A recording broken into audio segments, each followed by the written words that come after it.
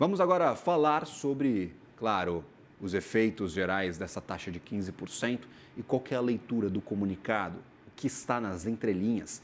Conversamos agora com o Gilvan Bueno, colunista do CNN Money. Gilvan, bem-vindo, meu caro. Feriadão, manhãzinha um pouquinho fria aqui em São Paulo. Não sei onde o senhor está em casa, no Rio de Janeiro. Seja bem-vindo. Muito obrigado por participar conosco neste dia tão importante. E, claro, com notícia ruim, Selic mais uma vez elevada. Muito bom dia, Gabriel. Que alegria estar no feriado da sua companhia. Estou aqui direto do Rio de Janeiro. Aqui tem um solzinho. Tá um dia, parece que vai ser bastante agradável. Mas o que não é agradável, como você sabiamente destacou, é essa Selic em 15% para controlar a inflação. Destaques desta reunião, ô Gilvan, a gente pode dizer que o Banco Central colocou um pontinho final no ciclo de aumento de juros ou pode ser um ponto e vírgula caso a situação piore nos próximos meses? O segundo parágrafo da decisão do Copom, ele é uma aula muito importante, que ele fala o seguinte, olha, se confirmar esse cenário e sem nenhuma alteração, nós teremos uma manutenção da taxa de juros em 15%. Então, a leitura do segundo parágrafo diz o seguinte, olha, se você não fizer nenhuma alteração, se não tiver nenhuma medida brusca e tudo se confirmar, talvez se a gente deixe isso por 15% por um período mais prolongado. Mas se isso não se confirmar, nós precisaremos subir a taxa de juros. E aqui algumas pessoas fazem alguns comentários, mas a gente precisa lembrar que a nossa meta de inflação ela é 3%, saindo com uma diferença de 1,5% para cima e 1,5% para baixo. Isso daria algo em torno de 4,5%. Mas, segundo o Boletim Focus, nossa projeção é de 5,2% para o final do ano. Então, a gente está há bastante tempo longe do ciclo de ter ali a meta de inflação sendo exercida. Então, não é uma questão sobre o que não deve ser feito. E até ontem a gente tinha uma pesquisa de principais órgãos, veículos de comunicação, gestoras, alguns economistas, mostrando que 68% do mercado acreditava numa alta de 0,25%. E isso mostra que 2/3 do mercado tinha uma percepção que era possível aumentar a taxa de juros. Por quê? Porque a inflação está totalmente fora do centro da meta. E por que o Boletim Focus errou nos últimos 4 anos a projeção que ele tem? Porque quando você tem em econometria uma projeção sem uma alteração, você vai chegar a esse número que está sendo pensado. Só que nos últimos anos, essa transferência, essa mudança macroeconômica ou liberação de recursos acabou atraindo o descontrole da inflação. Gilvan Bueno, a gente fala também sobre riscos geopolíticos. É conflito no Oriente Médio que está despertando este temor nos diretores de política monetária do Banco Central? Eles falam em acirramento das tensões. Muito bom. A gente precisa visitar a fórmula do IPCA para as pessoas, para a nossa audiência, conseguir entender o que vem acontecendo. 55% do índice de preço ao consumidor amplo, ele é basicamente de habitação, transportes e bebidas e energia. Ou seja, isso tem um impacto muito grande e depende muito do petróleo. Então, algumas projeções que mostram que o barril de petróleo, se esse conflito, a infelicidade desse conflito se perdurar por mais tempo, pode chegar um barril acima de $100, a algo em torno até em $120. Eu até tinha comentado anteriormente sobre isso, quando eu estive em Angola, e conversei com alguns ex-integrantes da OPEP. Conflitos geopolíticos sobem o barril. Então, neste caso aqui, você precisa entender que isso pode trazer um componente adicional de inflação para o país, porque dois componentes que são muito representativos no IPCA dependem dessa questão da gasolina. Então, isso é uma mudança e o Banco Central também já começa, de certa forma, a antecipar isso, porque o IPCA tem uma grande representação desses três componentes que são bastante dependentes da gasolina. Perfeito. O cenário interno fica um pouquinho de lado, ô Gilvan, apesar de preocupação principal ser inflação, os riscos estão todos lá fora. O que Donald Trump vai fazer com política comercial, o que vai acontecer com as contas públicas americanas, o que vai sair deste conflito armado entre Irã e Israel. A gente está olhando um pouquinho para lá mais do que para dentro do Brasil? Dentro do Brasil, a gente tem que. A questão política de gastos, a gente sempre tem reiterado sobre isso, e aqui tem uma percepção muito importante. Hoje, o Brasil tem uma das maiores cargas tributárias do mundo, está entre os top 5, bem diferente de outros países. Então, quando a gente enxerga que a medida para compensar os gastos que estão sendo projetados virá de tributos, isso não mostra uma coerência. Então, mais uma vez, a ideia é sentar mostrar que tem uma ideia, uma projeção, uma expectativa de cortar os gastos ou ser mais eficiente nessa mostra. Eu tenho reiterado, né, essa discussão sobre o IOF, ela representa 0,3 do PIB, traduzindo para a nossa audiência, ou seja, o poder do IOF dentro da geração de receita do Brasil, que é o PIB, vamos colocar dessa maneira simplista, ele representa 0,3. Então, o que está sendo passado você está brigando por 0,3% de uma receita que não é tão determinante, aumentando a carga tributária. Então, tem outros mecanismos que poderiam ser mais eficientes, olhar os programas sociais, fazer uma fiscalização sobre o BPC, que o WW vem comentando sobre isso. Então, fiscalizar o BPC, olhar as desonerações, tentar fazer um enxugamento da máquina, um comprometimento com outras áreas. Mas, em vez de fazer essas modificações, a gente está olhando muito para aumentar a carga tributária, penalizando ainda mais famílias e empresas que estão passando por dificuldades, porque com essa taxa de juros muito alta, nós iremos presenciar um aumento de endividamento das famílias, consequentemente das empresas, e, consequentemente, a gente pode ter aqui um surto de mais empresas pedindo falência, porque isso vai aumentar o custo da dívida e de financiamento de diversos projetos. É aquele negócio, né? Você precisa de uma taxa interna de retorno muito mais atrativa do que 15%. Eu não vejo isso com tanta facilidade no mercado, Gilvan. Isso pode paralisar muitos projetos. O pessoal vai preferir sentar em cima da grana do que colocar o dinheiro para jogo? Raciocínio muito inteligente, Gabriel. Por quê? Custo de oportunidade.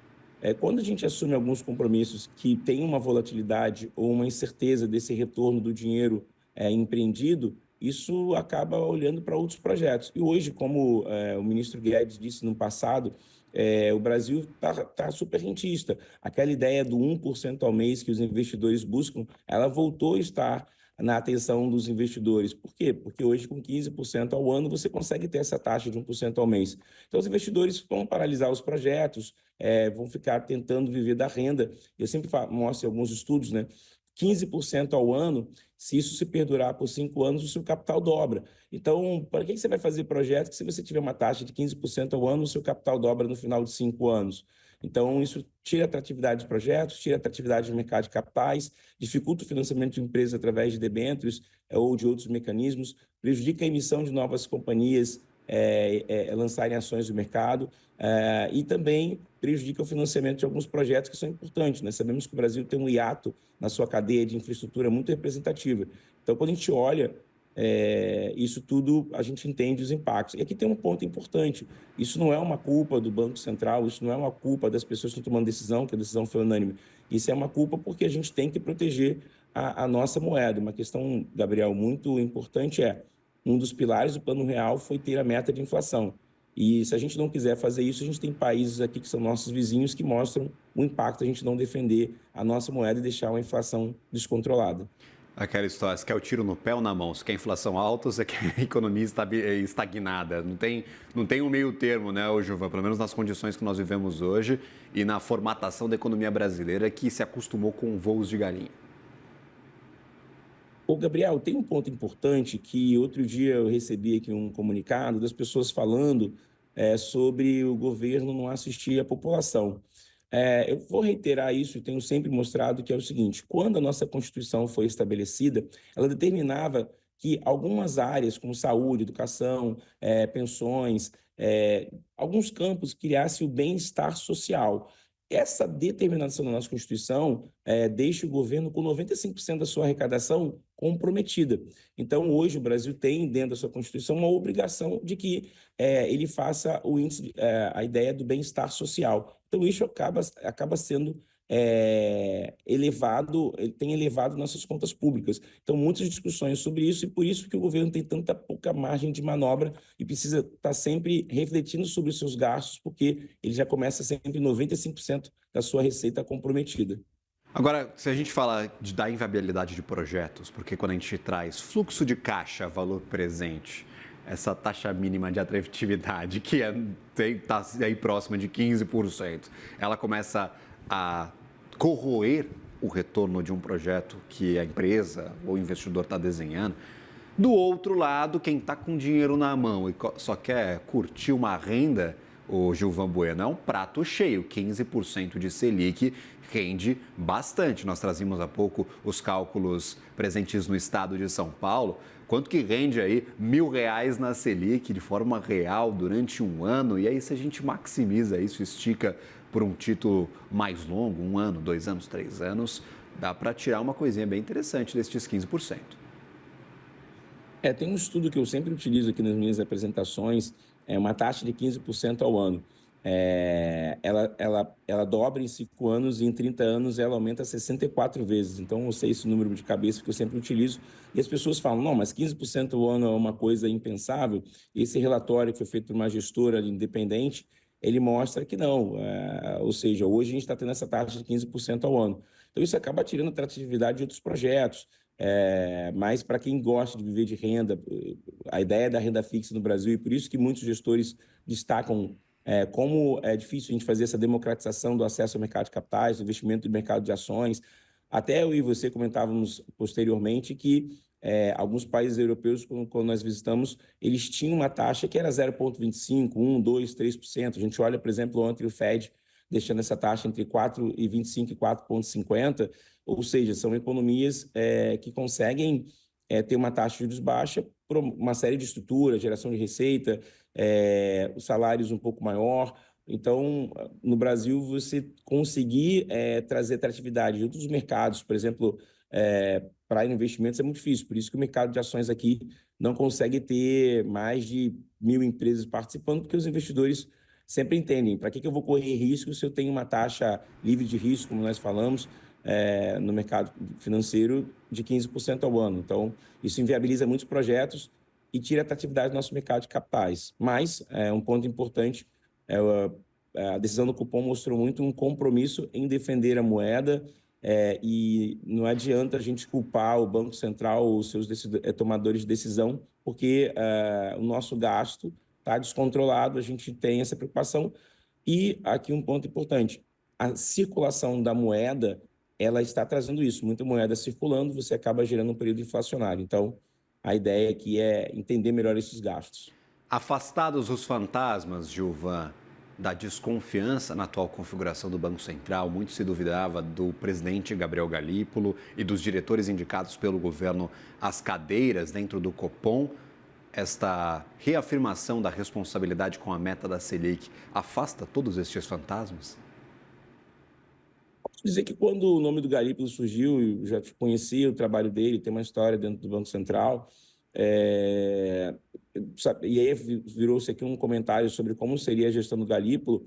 Eu defendi aqui um pouco a ideia de que ele ia defender a moeda. Ele é um teórico com uma excelente formação e que ele iria defender a moeda, e muitas pessoas achavam que ele poderia, criou-se até um boato que ele poderia fazer uma política como nós presenciamos em 2015, 2016, uma ideia de uma nova matriz econômica que trouxe uma inflação muito grande, um desemprego muito persistente, prejudicou as contas públicas. O Galípolo tem uma excelente formação, uma boa base sobre isso, e ele se mostrou mais uma vez comprometido em defender a moeda e em fazer o seu papel no Banco Central, independente de quem tenha indicado. Então, isso mostra muito a sua credibilidade, porque em nenhum momento ele fez aqui nenhum movimento diferente de proteger a moeda, de combater a inflação, de se mostrar nos seus diálogos de maneira recorrente essa preocupação. Então, o trabalho do Galípolo tem sido o que é o mandato do Banco Central, proteger a moeda e a estabilidade. E aí, por exemplo, quando a gente olha para efeitos gerais dessa política monetária, a gente olha também para este compromisso de controle da inflação, o que a gente pode ter na cabeça, talvez olhando para um futuro? O que seria essa Selic mais alta por mais tempo? Tem gente falando que no final do ano pode começar a cortar, no ano que vem, mas estes alertas inúmeros do Banco Central, apareceu 2 vezes no comunicado, Selic alta por um longo período de tempo, aí deixa claro aquelas 30 pulguinhas atrás da orelha. O ponto interessante, eu volto a enfatizar ali no segundo parágrafo da decisão, que ele fala, se tudo se manter, ceteris paribus, né? Se tudo se mantiver constante numa alteração, a gente pode fazer alguma mudança para cima ou para baixo.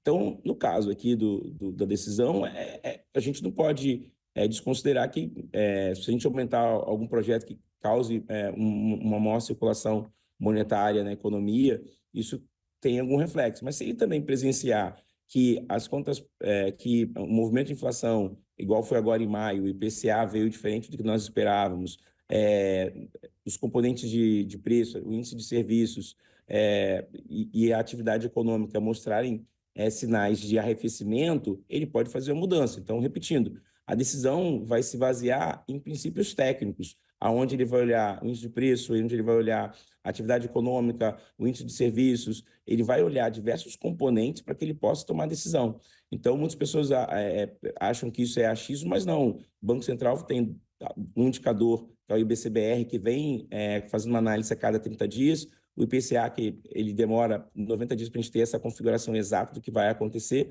mas a decisão do Banco Central é técnica, não é achismo. Então, ele está olhando os diversos componentes da atividade econômica brasileira para tomar a decisão. E esses indicadores mostram o quê? Uma economia ainda aquecida, a inflação dos serviços ainda persistente, mas se nos próximos meses o IPCA, como foi em maio, mostrar essa desaceleração, sim, ele vai olhar para esse arrefecimento. Mas aqui não tem achismo, é muito olhar os indicadores. Isso que é a beleza de decisões técnicas, onde você olha os indicadores para tomar as decisões.